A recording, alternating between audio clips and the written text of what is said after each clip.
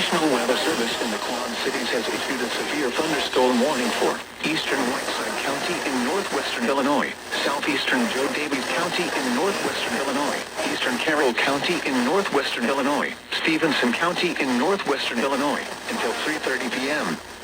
At 2:31 p.m., severe thunderstorms were located along a line extending from Van Buren to near Ustic to near Leon Corners, moving northeast at 50 miles per hour. Hazard, 60 miles per hour wind gusts and penny-size hail. Source, radar indicated. Impact, expects damage to roofs, siding, and trees. Locations impacted include Freeport, Sterling, Rock Falls, Prophetstown, Lanark, Milledgeville, Pearl City, Cheyenne, Cedarville, Davis, Linden, Chadwick, Dakota, German Valley, Rock City, Rydot, Coletta, Emerson, Lauren, and Rock Road. This includes Interstate 88 between mile markers 27 and 44. For your protection, move to an interior room on the lowest floor of a sturdy building.